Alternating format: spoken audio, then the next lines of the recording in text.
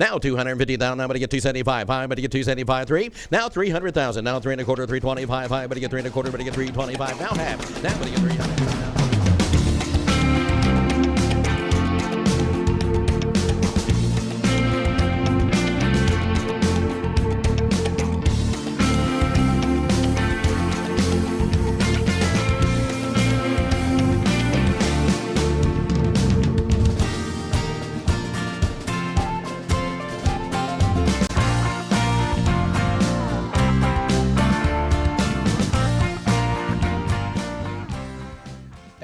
Good morning from Dallas, Texas. It is March the 1st, 2021, and welcome to another edition of the Mike McGavel Jones Show. Right here in the center of Texas, conveniently located right in the middle of the world. And we have a very special show today. Of course, I've been away a little bit. We've kind of been working with the current situations with all of the things with COVID and surviving that. And then also this last couple of weeks, we've had to take a hiatus because of the tough weather that we've had here in Dallas. And for those that were here, you know that last Tuesday it was 81 degrees, and the previous Tuesday it was -2 degrees. And I was one of the folks that actually had no power for about 4.5 to 5 days. So, you know, we just kind of hunker down and do what you got to do. And I was telling somebody the other day, it gave me an opportunity to learn how to use my gas stove. And so that's not something that I use a whole lot. I've got a great guest today. He's been a friend for a long time, someone that means a lot to me, and I know he means a lot to many other people. I first met this gentleman over 25 years ago in Niagara Falls, New York. And this was during the National Auctioneers Convention. Actually, it was at the IAC competition. He was a judge in that contest. And then over the years, we've had several occasions to spend some time together, either at the national conference or at a concert somewhere. And so right now, ladies and gentlemen, I'd like to introduce who is well known as the world's most famous auctioneer. And that would be Mr. Leroy Van Dyke. Leroy, good morning. Good morning to you, Mike. So you're looking good, Leroy. Well, I hope so. Maybe your eyes are failing. Well, actually, I was trying to figure out where you get your hair pieces made. Well, I steal them out of Bill Anderson's wardrobe closet. Oh, that's great. Well, I'm sure Bill would appreciate that. Well, how's the weather up in Sedalia? It's perfect. We like you all, we had a kind of a rough time for about 10 or 12 days where it was really, really cold and snow, but the snow melted away. We're having 15, 16 degree temperature and everything's fine now. So we're doing about the same thing here. And I know you've been hunkered down for the last year because of COVID-19. Have you had any effects from COVID-19 yourself or any family members? Well, my brother-in-law had it, and sister-in-law had it, and my daughter-in-law had it, but nothing real serious. Yeah. It wasn't one of those things where it was debilitating. They came through it and with flying colors. We had a lot of friends that had it. One very close friend that died with it. So it's really a nasty disease. Yeah, it really is. So how's the lovely Gladys Van Dyke this morning? Well, Gladys is overworked and underpaid. We've been married just a little over, well, it'll be almost 41 years now. Yeah. And she's an integral part of what we do here. She takes care of all the book work, does all the booking, keeps me on time, and keeps everything going. If she ever got sick, Mike, yeah, I'd just have to run a full page ad in all the trades and say thank you and good night. I'm out of here. Well, you know, I've dealt with Gladys several times, and I want to thank her for lining this up today because, you know, this is an interview that it has been a long time in coming. I was in radio for a long time, and then of course doing the podcast has really been an enjoyment for me. But it means a whole lot more when I have people on that I have a great reverence for, and I think a lot of, and you definitely fit that bill. Thank you. You bet. I'd like to, this is kind of a retrospective on your life and kind of where you grew up and how you grew up, and then through the career, and then, you know, life has changed so much. When did you stop touring this last year? Well, we didn't stop. They stopped us. Yeah. we when this thing hit, it was kind of unbelievable. I don't think anybody could foresee what was going to happen. And Gladys, of course, takes care of all the booking. She books our show and books a lot of other people too, and books performing arts centers and some casinos and that sort of a thing. She had to either postpone or cancel about 60 shows, including some of ours. So it was just about a year ago that our business just stopped in midair. Thankfully, well, our last show was a year ago. So, but now the phone is starting to ring again, and I think things will be okay. Yeah, I think things are loosening up. So tell us where you were born. Well, this is kind of strange. Right now I'm sitting southeast of City, Missouri. And if I look to my left, just about a mile and a quarter is where I was born, on a farm. But I've been a lot of places since then. I was born there and lived there 6 months and didn't like it. And so we moved to a different farm, lived there about 9 years, and then moved back out here, very close to here. And then after that, of course, college and the Army and working for the Corn Belt Farm Daily newspapers.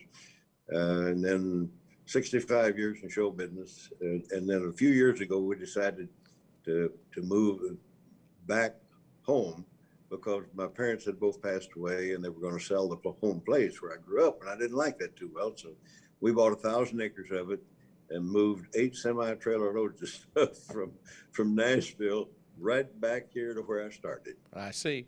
You got a little bit ahead of me. Now, did you have any, I think I saw something about, did you live in Wisconsin at one time? I never lived in Wisconsin. Well, you know what? That is a rural myth. Well, one thing about show business, and I think you know that this is true, if people don't know the answer to something, they make up something. I think they do. And I've done shows all over Wisconsin, but somebody put in print somewhere that I was born or grew up in Wisconsin. That's farther from the truth than I can tell you. Well, see, I grew up just right over here across the cornfield. Actually, that's great that we're having this show because we're clarifying for the world that you never lived in Wisconsin. Yeah. Well, I was alive when I did some shows up there, but no, I never lived in Wisconsin. So tell me about growing up in rural Missouri. Tell me about that. You lived on a farm. Did you have any brothers and sisters? Oh yeah, there were 5 of us, 3 boys and 2 girls, and we all had the same upbringing. We all learned to do without electricity because we didn't have any electricity. Yeah. If we needed some water for whatever purpose, taking a bath or drinking water or cooking or whatever, we went out to the pump and pumped it. If the wind was blowing and the windmill was working, that helped. But if the wind wasn't blowing, we had to pump it. And we wood burning stoves, and we had a water bucket on the table in the kitchen. And some of the mornings we'd go down there and there'd be ice on the water bucket. That meant it got pretty cool. Did you have outhouse? Oh, yeah, 2 of them. Yeah, we were up down. We had 2 of them. I started to say when you said you had a 2 for, I went, well, y'all were living pretty good. Well, we had one near the house, and one near the barn. I mean, we were really in there. Oh, that's funny. So when you tell me about have to go far, did you? Well, I was helping my dad on the farm here. I had a sister that had gone to a teacher's college, and she was teaching elementary school out in the country. And then I had a brother that was in electrical engineering over at the University of Missouri, and I stayed home to help my dad. He also ran a small truck line as well as a livestock farmer, cattle and hogs. And so I stayed home and helped him for a year. I wasn't going to go to college. So one weekend I went over to visit my brother at school, and I kind of looked around over there and saw what it looked like and the ambience of the university. And I thought, well, I might be missing something. So the next year I went over there and got a degree from the University of Missouri in animal science and journalism. That's a perfect mix for you. Yeah, it perfect. Well, I always liked languages, and I read a lot of books and stuff, and I like to write, and of course, I knew the livestock business very well because my dad was a good cattleman, a good livestock man, so he taught me a lot. So it fit right in with what I already started. It seems like, and we've covered this on some of the other previous podcasts, but when I talk to auctioneers, a lot of auctioneers were either in communications or journalism. I was one. You know, I got into radio and I went to journalism school, and it just seems like a common thread, a common theme that auctioneers by nature and entertainers, you know, a lot of them have been in radio, TV, and things of that nature. So anyway, tell me about getting into the military. Well, I went directly from college to the military. I already knew quite a bit about it because I had 2 years of ROTC in college, and finished up a line of training there. And somebody said, "Well, where are you going?" I said, "What do you mean, where am I going?" Well, some of them had been applying for OCS, Officers Candidate School, and some of them were on orders to go to Korea. Korea was pretty hot and heavy at that time. And I said, "I don't know where I'm going." They said, "Well, why don't you sign up for CIC?" I said, "What's a CIC?" I didn't know what they were talking about. Counterintelligence Corps, U.S. Army Counterintelligence Corps. I said, "Okay, I'll take a shot at that." So I applied for it. And you had to have a college degree, and you had to know how to type, and you had to have a clean pedigree. So I talked to these people, and they accepted me in counterintelligence school in Fort Holabird, Maryland. I went through the special agent school and became a special agent in Army counterintelligence. But they still wanted to train me a little bit more, so they sent me through a crash course in Japanese language, and then sent me to Korea. So that's how it all happened. So how long were you in the military? I was only 2 years. 2 years. So yeah. You get back from Korea, and what happens then? Well, I got back and I didn't know what I was going to do. Of course, I was qualified to do quite a few things. I could do something in agriculture with an animal science degree, and I could do something in journalism with a journalism degree. But I wasn't sure what I wanted to do. So I just went to work helping my dad. And one day at noon, came in for lunch, and the phone rang. He said, "Leroy?" I said, "Yes." He said, "This is Al Dyer." There was Dr. A.J. Dyer. He was one of my instructors and my advisor and my employer and my friend from the university. He said, "What are you doing?" I said, "I'm baling hay and driving trucks." And he said, if you think you would like to go to work for the Corn Belt Farm Daily newspapers as a field man in the purebred livestock advertising department, go to Kansas City tomorrow and talk to Al McGee and Foss Palmer." I said, "Okay." So I got in the car and drove up there and met these two guys, and they were very pleasant. I didn't have to fill out an application. Dr. Dyer done a selling job like you wouldn't believe. And we talked for a little bit, and they said, "Well, let's go have some lunch." So we went and had lunch, came back and said, "You think you'd like to work with us?" The Corn Belt Farm Dailies was a chain of 4 newspapers, all owned by the same people. He said, "You think you'd like to work with us?" And I said, "Yes, sir, I think I would." And they said, "Well, when could you start?" I said, "I ain't too busy. How about tomorrow?" So they said, "Okay." So I came back home, packed a suitcase, and headed for Chicago. Is that right? So you lived in Chicago while you worked for the papers?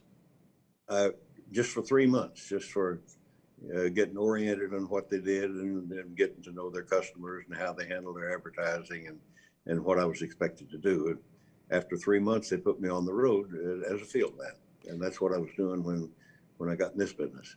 So tell me, how did music start playing into this? Did you always have a knack for playing a guitar, or give me the history on that? Well, I had a knack for singing songs. I sang in grade school, went to a one-room country school. We sang in all the programs, of course, and sang in church and sang in high school, sang in the University of Missouri Men's League Club and the church choir while I was in college and all that stuff. So the vocal music I already had, but I didn't know much about a guitar.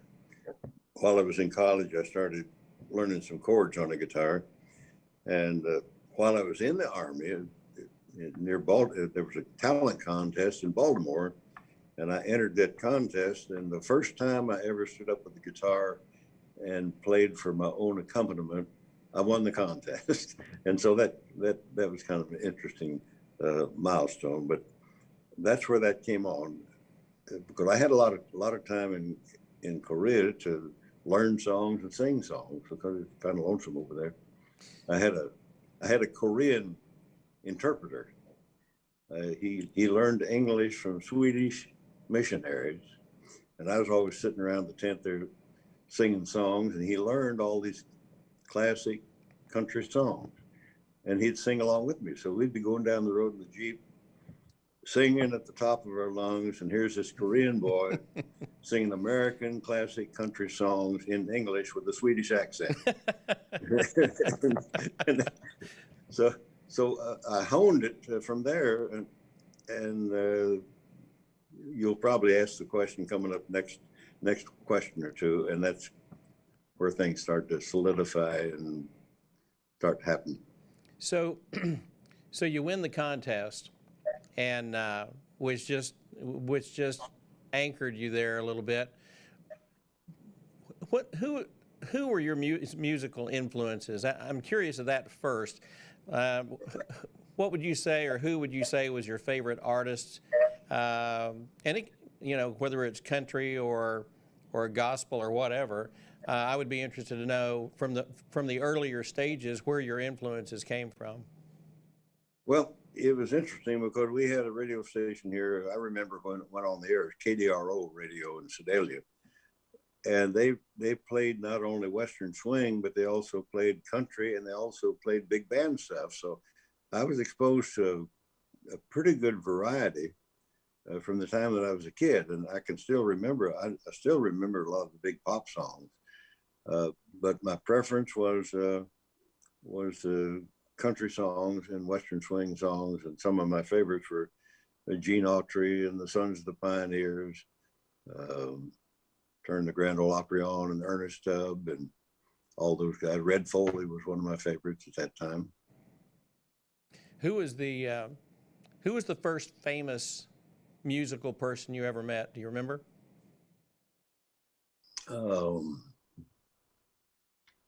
Not really. And people need to understand that we didn't prep for this, because I purposely never do. I always kind of like spontaneity. We visited for a few minutes before we went on the air, but I'm going to hit you with some questions. Yeah, I'm trying to remember the first country music star. That they had regional stars. All the major cities had live country music, and there was a guy named Tex Owens that wrote Cattle Call. I don't know whether you ever heard of Tex Owens. Oh, he was out of Canada. Sure. He was probably the first, quote, star that I met. And then later on, when the tours would come through, I'd meet people like Red Foley and Ernest Tubb. I even met Gene Autry one time. I got to know Roy Rogers. So I couldn't pick out just one certain one. Sure. So you win the contest. What happens after that? Well, that contest, nothing happened there. But I was working with the Drover's Journal. I was living at that time in northern Illinois, about 90 miles out of Chicago, and I heard about a talent contest in Chicago, simulcast, radio and television. So I went up and auditioned for that, and then came back at the appointed time and did my deal, and I lost. I think I was third, but it didn't make any difference, because within minutes the phone was ringing before I got out of the studio. Within 2 weeks I had a record out. Within 3 months I'd sold 1 million records. Now the part that we've left out is while I was running up and down those roads in Korea, the words and the music to a song started coming to me. I don't know where it came from. I don't know where songs come from. I had no idea I'd ever write a song, but it wouldn't leave me alone. It kept coming to me and coming to me. And finally I said, somebody's trying to tell me something. So I wrote it, finally went back to my tent and wrote it down. And that song was Auctioneer. And that's the one that I did not win the contest with, but that's the one that got me in show business. So you wrote the song in Korea? Yes. I think a lot of people don't know the history of the Auctioneer song. It's very interesting today, Leroy, in that, as you know, I run a couple of schools, and we're always teaching auctioneering, and we always play your song right before we do our fundraiser for St. Jude Children's Hospital and Texas Scottish Rite down here. Now up in Iowa, at Worldwide, we play your music as well. But it's interesting to me, the youth today. It used to be, you'd say, how many of you have ever heard of the Auctioneer? And it would be everybody in the building. But see, as time goes on, as you know, this generation has not been exposed to us the way we used to be. And Yes. It's just a difference in time. And it's like country music, when you describe country music. And we're going to talk about that later in the show. But so you write the Auctioneer song, which is the most famous song ever made about what we do for a living. What year was that you wrote that song? 53 and 54, along in there. Okay. Let me ask you a quick question. Did you ever stay in touch with the Korean guy? No, I was in counterintelligence, and we were instructed not to stay in touch with anybody. That's a drag. Well, no, I'm serious. I'm not being smart. No. They said, do not stay in touch with any indigenous personnel or anybody that's not in the military. Wow. That's amazing. And I didn't. Well, you had a good buddy there for a while. Which one? The Korean guy. He was a good. Oh, that guy. Yeah. Yeah. Oh, yeah. Well, it was really funny. We had a lot of fun.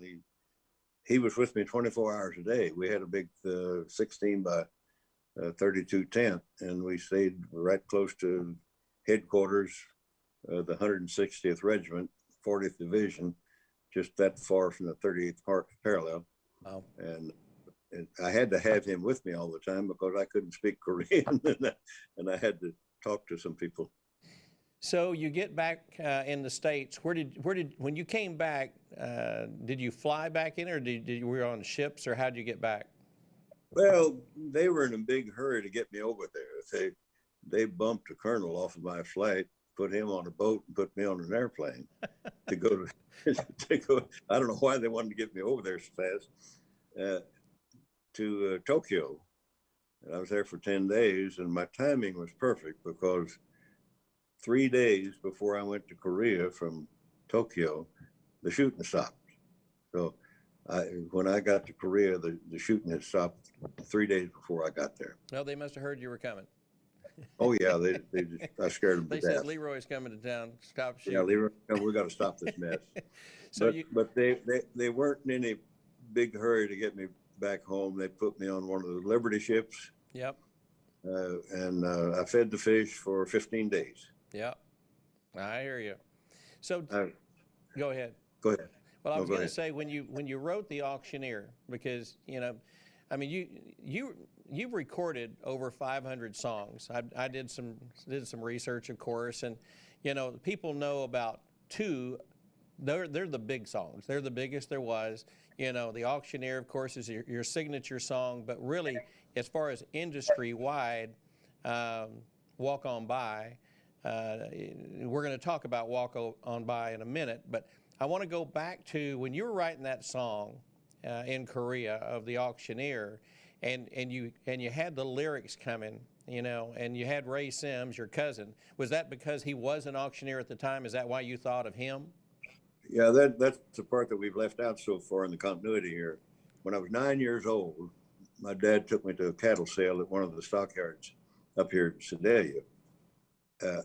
I'd heard auctioneers before doing the pie supper auctions and small other types of auctions, and I wasn't particularly impressed. But my dad took me to that cattle sale that day, and I couldn't believe it. He just pinned me to the wall. It sounded like a 30 caliber machine gun. No, seriously, Yeah. you knew Ray Sims. Yep. And Ray Sims was a second cousin of mine, but I didn't know that at the time. And I heard him and I listened to him, and I think subconsciously I was thinking, I've got to learn how to do that. So I put that in the back of my mind, but I didn't do anything about it until I was a junior in college. Right after my junior year of college, I went to auction school. And the song, of Auctioneer is the story of the life of Ray Sims. Everything in there is true except the first line. Nothing rhymes with Missouri. I know. I thought to myself, when I found out that Ray wasn't from Arkansas, I went, wow, I think Leroy just kind of dissed Missouri. well, I had to make it rhyme with mall. You Yeah. wouldn't listen to it. And Missouri doesn't rhyme with anything. So basically, Auctioneer is a true life story of Ray Sims, and you'll agree with this, that arguably one of the very best auctioneers that ever walked. Absolutely. He was second cousin. And not just arguably the greatest auctioneer of all time, but one of the greatest people that we've ever met.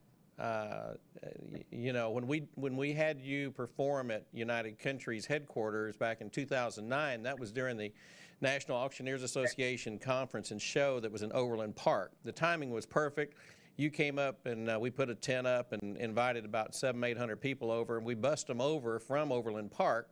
It was just a free concert, but we wanted to sponsor something special. And to me, having you as a headliner to do a show, it didn't get any more special than that. And then, of course, we had Ray and his wife. They were there that night, and because it was close enough to Missouri that they could make it to a conference. I don't know how old Ray was at that time, but it was just an honor to have you play, him there, and she was there, and a lot of auctioneers got to meet everybody, and it was kind of like a family reunion. It really was. It really was. A lot of auctioneers enjoyed that. Auctioneers, yep. it's like a brotherhood, a family reunion. You said it right.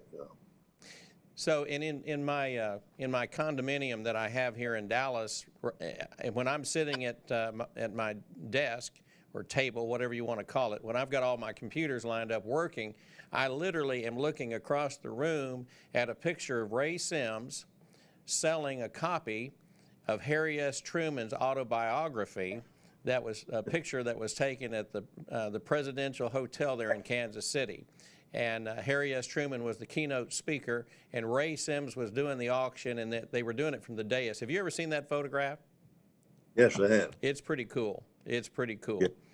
I have a gavel that Ray autographed for me too. So I'm a collector of things, but it was quite an honor to have Ray there with you and the job that you did. So let's talk about this. So where did you record that song? I came back and did a demo of it, and it was just me and a guitar. And the record company wanted to put it out that way, but another person got involved with it, and we went in and recut it, and we recorded it in 1956, and I think it was released about September 15th of 1956, somewhere along in there. Right. And then in my notes it said that it sold over 2.5 million. I'm sure it sold a lot more since then because people are still downloading it today, aren't they? Yes, they are. I don't know. I've never kept track of numbers that much, but I do know it's still selling. I do know it's been played a lot because we get a little royalty check now and then, and so we don't do that much counting, but we do know it's still selling.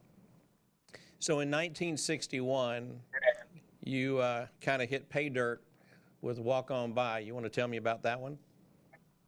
Yeah, after Auctioneer, I was straight off the farm and from around the sale ring with the as a field man, and I get a record that comes out and sells over 1 million records. And I says, "Hey, this is fun. This is easy." No, wrong. And so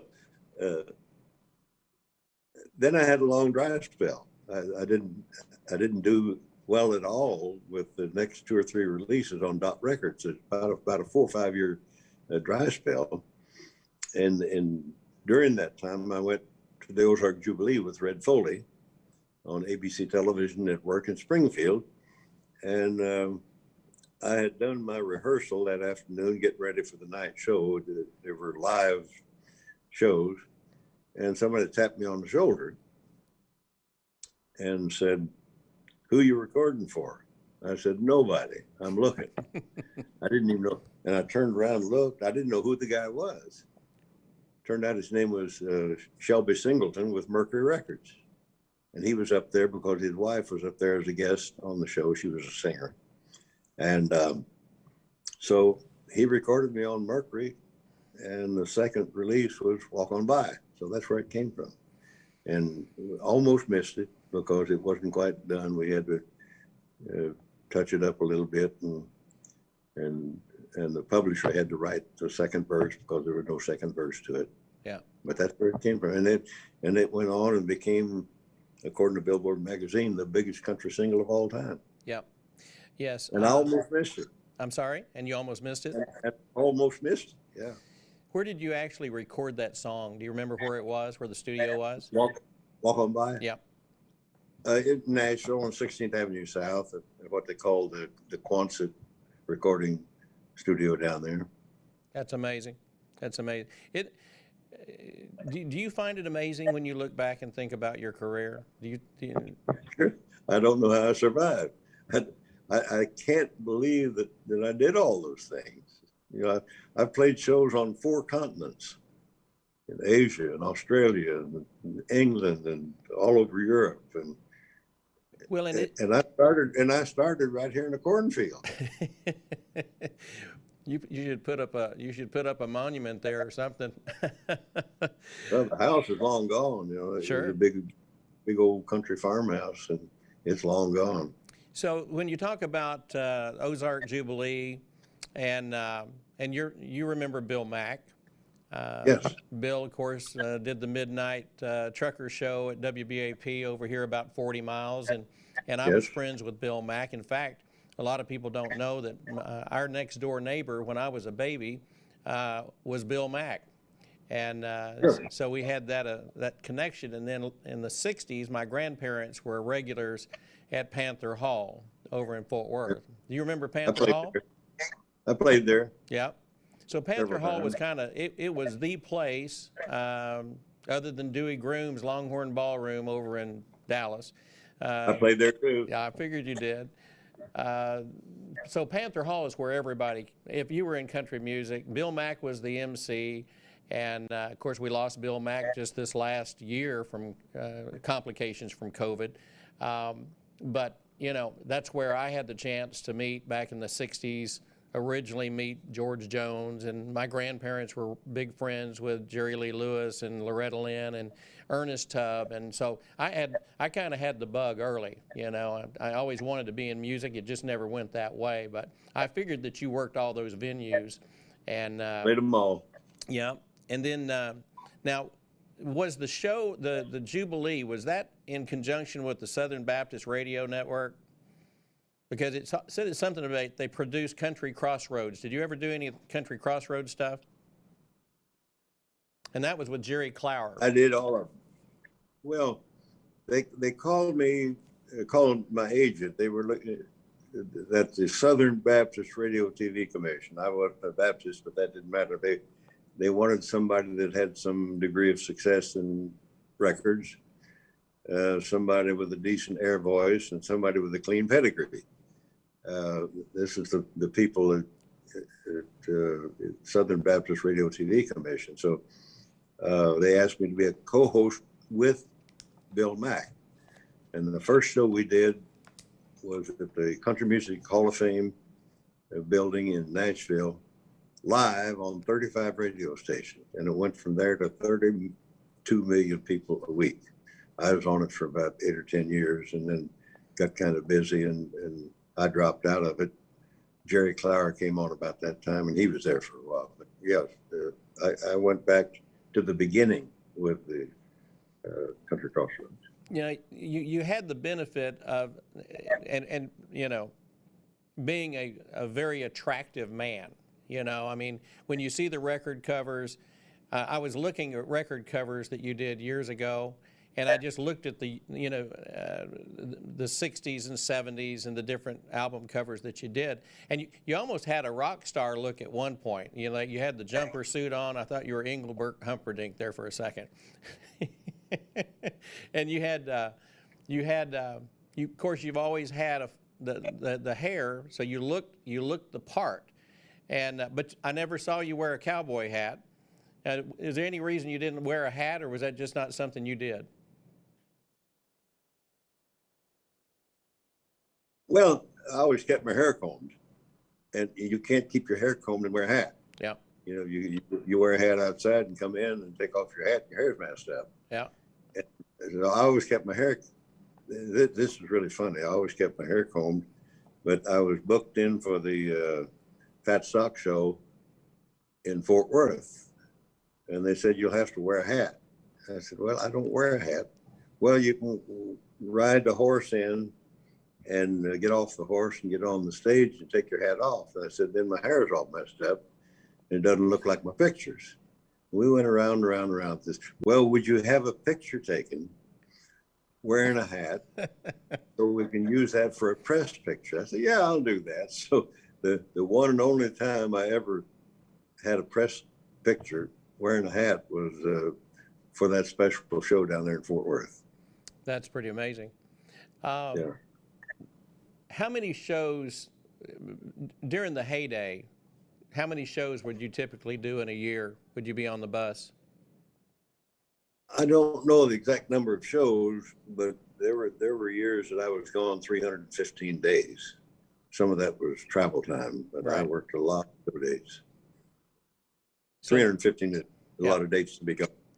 What were you before COVID hit? This last, say, 24 months or 36. How many shows were you doing before the COVID situation? Oh, probably 30 or 40. Yeah, I know you were doing a lot of state fairs, and I know that the casinos are kind of a pretty good little deal for a lot of the artists. I know that, right? Yeah. So yeah, tell me about the casinos used to bring. Go ahead. No, you go ahead. What do the casinos do? Sound is breaking up. Okay. So I know that you were touring a lot doing the casinos, and I hope you can hear me okay. You hear me all right now? I hear you now. Okay. I know you were doing a lot of touring. You were touring with a lot of, and Gladys set this up, the Country Gold stuff. Can you tell me about that? Yes. There was a time that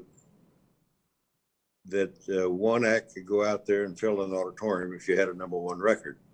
And then it got to the point where none of us, traditional performers, had current #1 records. Because Walk On By was #1 for 19 weeks, but that was back in the 60s. So, and one act would not fill an auditorium. So Gladys got this idea, and she'd put 4 or 5 of us together, called it Country Gold Tour. I would be one of the 4 or 5 or 6, depending on the budget. She might just have 2 of us on the show. She might have as many as 8 or 10 on the show. And we'd go in and do the shows and fill some auditoriums, play some casinos. And she called it Country Gold Tour. Very, very successful. We had some of those booked when this virus hit, and she had to postpone them. Who have you been traveling with the last 4 or 5 years? Who are some of the acts that work with you when you do the Gold Tour shows? The Gatlin brothers, Gene Watson, Mo Bandy, Jimmy Fortune, David Frizzell, let's see, who else? Eddie Raven, Jim Ed and Helen before he got sick. But those were some of the most recent. But going farther than that, clear on back to Hank Thompson and Jack Green and a bunch of those people were on the shows. Sure, sure. Well, Jeb Woolley. yeah. You know, you're talking about what I would consider to be traditional country royalty. Sound is breaking up. Yeah. Is that better? Can you hear me now? Yes. Okay. We're waving in and out a little bit, I guess. So tell me about your love for, I know you got into premium, is this right? Premium quality Arabian mules? Yeah. We were at a convention in Las Vegas, and I was going around looking at the various trade show booths and that sort of thing. And I came back, and Gladys was standing there talking to a man and his wife. I heard the word mules. We're in the mule business. I said, "What kind of mules?" And they said, "Well, light mules, not work mules, but light mules." And I said, "What do you do with them?" I said, "Well, flat track racing, endurance racing, trail riding, hunting trips, hunting and fishing up in the mountains." And they were headquartered out in Idaho. And I said, "Well, you know what kind of horses win all the endurance races?" And they said, "Yeah, Arabians." And I said, "The Arabian mules follow that pattern. They win most of the endurance races." I said, "We got a pasture full of Arabian mares." And he said, "I'll contract them at $1,000 a piece at Weenie." I said, "You got a deal." So he sent a jack down here from Idaho, and we raised mules, red mules, and shipped them all over the country for about 20, 25 years. Wow. We don't now. We got so busy, we don't have time to fool with it. Right, right. So when I announced that you were going to do the podcast, I started getting some emails and texts from people that wanted me to ask you questions or remind you of something. And one is from Dick Crabtree, and he sent me a note from Bethany, Missouri, and he says, "If you get a chance, ask Leroy about his prize mules running loose in downtown Smithton while he was in Las Vegas." That never happened. All right. Well, Dick, that didn't happen. No. Have you? There were times that the mules might step over the fence or jump over the fence and get out in the road, but they never did run wild anywhere. They never got more than a quarter of a mile from the house. Well, I would imagine that makes sense because they weren't exactly cheap mules either. No. So go ahead. Mules were funny. They're explorative. They like to see new territory, but they didn't just take off and run across the country. We'd go out there, and one time in the middle of the night, 3 of them worked the gate open and got out, and the neighbor called, and we went down there, pitch dark, and we didn't know where they were. And finally, the mules heard Gladys's voice, and they kind of started braying just a bit, kind of making a little funny noises, and they came right straight to her, and we just walked back to the barn. So we were at Ballet one time in Las Vegas during a convention, and somebody called and said the mules were out, but they didn't stay out. Yeah. We had good neighbors. Anybody that has livestock is going to have some get out once in a while. You know that. Oh, it's going to happen for sure. Tell me about you did a movie about the Auctioneer. Tell me how that came about, because that was quite a big deal. Well, I'll take it back a ways. I noticed after I got in this business and kind of evaluated where I was, I noticed that a country act would record a song and maybe sell 75,000 records of it, and maybe some pop star would record it and sell 4 or 5 million. Ray Price would do a country song and sell maybe 75,000, and I can't remember the guy's name now. they'd sell over 1 million. And same way with females, Tennessee Waltz probably sold 100,000 for Pee Wee King, but it probably sold 9 million in the pop field. So and the names you see in lights would not be the country act, it'd be the pop act. And so I thought, well, if the music is good enough to go to the top, then the performer should be good enough to go to the top. So we put together a show, a real slick, stage produced country show to appeal to a little more sophisticated audience. And part of that deal was this movie. And the guy that put together those shows also was the writer, wrote the script and directed the movie. His name was Gene Nash. So he did this thing, and we had control of the casting on it, and we used it as kind of a thank you. But Al Hurt put us in his club for several occasions on Bourbon Street. Farron Young was the first person to ever put me on a Grand Ole Opry stage. Tex Ritter was the first one to ever put me on a tour of county fairs. So it was kind of a thank you to her. And we put all those people in that movie. And it was done in Hollywood. Well done. It's a good family show. It's a good, clean movie. And I was not an actor, and I'm still not an actor, but I'm glad I did it just to say I did. Yeah.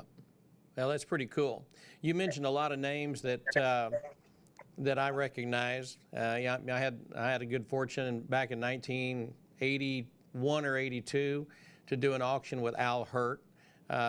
We did it in North Texas. He came up for the North Texas Jazz Festival up in Denton, Texas, and he couldn't have been any nicer. Although it was kind of hot, he was sweating down. You know, he wasn't a little guy, but he was very well received. And of course, when you talk about Farron Young and Tex Ritter and those folks, you know, we had the opportunity. You mentioned Gene Autry. We had the opportunity to sell the 100 acres that Gene Autry was born on up in Tioga, Texas, and we were the ones that auctioned that off here about 25 years ago. So, you know, we love the country music just like you do. And is there anybody in music today that you enjoy listening to that's around? You know, just it's a different time, but is there anybody that you kind of frequent, or that you and Gladys and Ben like to listen to? Well, most of ours, if we have a choice, most of us turn to classic country. You know, the Gene Watson stuff, and our buddies, Mo Bandy and those guys, the Gatlins are good singers. We don't turn it to too much of the new country because you can't understand the words, and it's kind of music to change tires by. So what's Gladys planning for you now? Are you starting to wrap up, booking some stuff, and thinking about doing some touring? What's the initial plan? Yeah, I mentioned the phone is starting to ring again, and I also mentioned she had to postpone or cancel about 60 show dates. Some of them were mine, some were other acts. But the phone is ringing again. She's booked reinstated a couple of our shows coming up, and there'll be more as time goes on. Tell me about what Ben is doing. Ben's your son. Tell me about him. He's I'll have to brag a little bit. I've had a lot of different guitar players, and they're guitar players that probably can play more notes, but to play the right notes at the right time in the right manner and not make any mistakes, he's probably the best guitar player I've ever had. He doesn't make any mistakes, and he plays what he's supposed to play when he's supposed to play it. So he plays all of our shows, and when he's in town, when we're in town and don't have a show going on, he still works with some local groups here just to keep his fingers in shape. But he also has his own shop where he makes guitar parts, and he sells guitar parts, aftermarket guitar parts all over the world. He sold them to Japan and Spain and the United Kingdom and South America and all over this country. So he's staying very, very busy. He's doing very well. How old is Ben now? He's 40. He's 40. Coming up on 40. Yep. Not quite yet. So, well, I'm excited to hear you'll be back on the road, and you know, wherever you're going to be, we'll make a point of we're gonna seek you out and see what you're up to, because you know, you still perform at a very, very high level. You know, whenever I've seen you, you're consistent. Your show is great. Your musicians are good. You know, when we did the event there in Kansas City back in '09, you know, you flew all your guys in from wherever they were. I know there was a guy from Florida, and there was various ones. And I'll say this about you: you're very kind, because I've said before, I said, well, I'd like to have you do a show down here in Texas or something. You go, you know, Mike, it's going to cost, you know, you know, and it was like you're just very conscious of. You know, the people that you do business with, and I think that's indicative of the type of person you are. You've got that Midwestern attitude about things. As a curiosity, where did you go to auction school? Roberts. Yeah. Over Decatur, Indiana. Yeah. Okay. I know you don't want to hear that. No. That doesn't bother me at all. Look, everybody's got, look, I run 2 auction schools, and I don't own Missouri Auction School, and that's where I went. So, so you know, it's everybody's got a history, but I'm always curious about these things. And I know our friend Paul C. Bear, I was talking to Paul out in Colorado over the weekend, or Friday, I think it was, and he knew you were coming on. He told me to tell you hello, and of course the auction profession, the auctioneers out there that we've known forever, you know, they would all ask me to tell you hello, and I can't list everybody that wants to say hi to you. I do want to say a couple of things, because we're going to wrap this up in a few minutes. Do you have any closing comments before I have to say anything? You got any funny stories you want to tell? Just anything off the top of your head? You're sitting out there. You're not doing anything anyway, so I might as well put you on the spot. Well, it is kind of put me on the spot. There a lot of things happen on the road, and when this disease hit, it changed everybody's lives. It put our careers on hold. It canceled all of our dates. And so I got to thinking, when we get together backstage and we start telling road stories, and somebody says, well, you ought to write a book. So I thought, well, it's a good time to write a book. I'm writing a book. And there are a lot of the things that I talk about in the book that people don't know about, and it kind of sets the record straight, and it's things that are funny that have happened on the road. So I am working on that book, but in that book are accounts of some of the people we've worked with, people we've known, funny things that have people like Grandpa Jones and Jimmy Dickens are just naturally funny people, and if you're around them, it's always going to be fun. Like Grandpa Jones, one of the funniest things, was on a tour with a bunch of them, and he used to travel in a pickup truck with a slide-in camper. And another one of the group was coming along and said, that looks like Grandpa up there alongside the road. And they got up there, and sure enough, his truck was sitting over there in the grass on the side of the road, and he's sitting out beside the camper in a lawn chair. And they pulled up there and said, Grandpa, what are you doing here? He said, I thought I was listening to an Oak Ridge Boys record, but it was a wheel bearing going out. And just funny stuff like that actually happened that are really funny. Yep. And I'm putting a lot of that stuff in there. Well, I'm glad to hear that you're writing a book. Do you have a publication schedule on it? Do you have no? You know what you're shooting for? No, I don't have it done yet. I'm still working on the script. Well, I've got a lot of pages written. I think well, that's going to be a have to read book. I can tell you right now. And we'll when you get ready to publish it and get it out, we'll have to have you back on so you can talk about the book a little bit. Another question I've got for you. Of course, they put you in the National Auctioneers Association Hall of Fame in 1996. I was there. and you went in with a great group of people. This is the same year that my sister won the international competition back in '96 in San Diego. For goodness sakes, I have to ask the question, why is Leroy Van Dyke not in the Country Music Hall of Fame? Do you have a reason for that? You should be in the. You should be in I the have country. no idea. You should be in the country music. And I told Gladys this about 4 or 5 years ago, and I told her then, I said, Gladys, why isn't Leroy in the Hall of Fame? And she didn't know either. And so I called a friend of mine last week in Nashville, and that goes back to Rick Goodman, and he's probably watching right now in Nashville, Tennessee. And I said, Rick, why isn't Leroy Van Dyke in the Country Music Hall of Fame? He said, well, I don't know.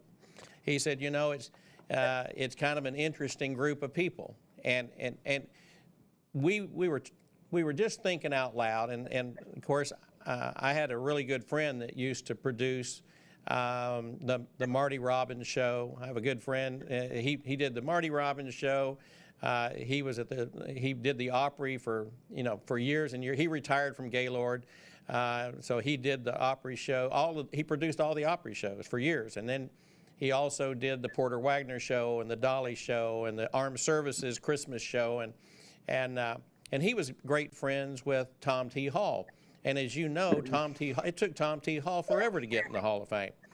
And then we were talking the other day about how why in the world would it take this long to put Dottie West in the Hall of Fame? Dottie West goes in the Hall of Fame a couple of years ago, and it doesn't make a lick of sense. So I'm gonna tell you this, and this is for the benefit of all the people that love traditional country music. And this is kind of, I want you to know that I am personally going to work with as many people as I can to spearhead a grassroots campaign to get you in the Hall of Fame. You should be in the Hall of Fame. It's a serious thing to me. You deserve the honor. And I tell you, I didn't tell Gladys I was going to do this, and I didn't tell Gladys or let Ben know, but a new Facebook page was created by me this morning in Dallas at about 7 o'clock this morning, and it's called The Fans of Leroy Van Dyke. This is a personal page that I created. And what I'm going to ask people to do, because I'm learning a little bit about what it takes to get somebody in the Hall of Fame. Okay, it's not just 1 or 2 people you have to know. It's bigger than that, and it's going to take a grassroots campaign.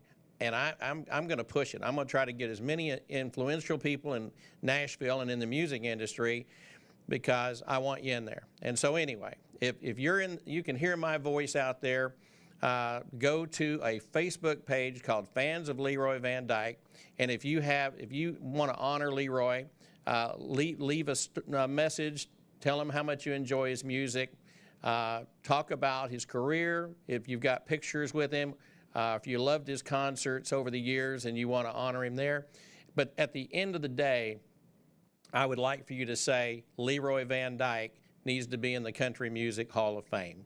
That's the bottom line. And my goal is to have tens of thousands of people go to that page and do that. And I'm going to link it back to your website so you guys can see what's going on. Plus, it'll drive some traffic to your shows. But I didn't warn you about that when I was talking to you before, but that's what I'm doing. Okay? Well, I really appreciate that. That makes me feel good. I've never been real political in the business. My main focus is to do a good show, to show up on time, do a good show, keep my hair combed, and not leave anybody mad. Yeah.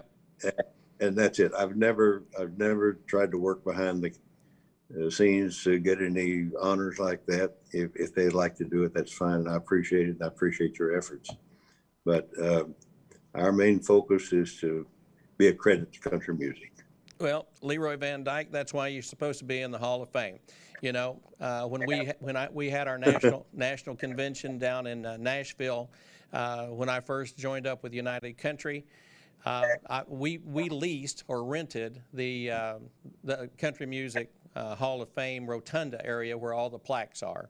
and the fact that your plaque is not in that building upsets me greatly. And so we want you to know that we love you very much on behalf of all of the members of the National Auctioneer Association and the traditional country music fans that love your music and your friends' music. And I know for a fact, anybody and everybody you've ever worked with, and I know Larry Gatlin and Steve and Rudy and those guys, to a man and to a woman, they would say there's nobody more deserving to be in the Country Music Hall of Fame than Leroy Van Dyke. So on that, sir, I appreciate you being on the show today. I feel very blessed to have known you over these years, even though you're just a youngster at 91 years of age and still can perform. I'm just getting started. And you're just getting started. That's right. Yeah. God bless you, Leroy. Thank you, Mike. I appreciate it. All right. Ladies and gentlemen, that was Leroy Van Dyke. That's the world famous auctioneer, singer of the song Walk On By, a great man that does great shows, that never leaves them wishing that they didn't have a good show, because he's going to make sure that he did. And he's going to sign your autograph at the end of the show. He shows up and he does his deal. We're in Dallas, Texas. It's almost spring, but not quite. It's a little blustery. It's in the 50s. We hope you enjoyed the show today. On behalf of Trelvis, my producer, and everybody that's been a part of this one, we want to say thank you very much. God bless, and we'll see you next time.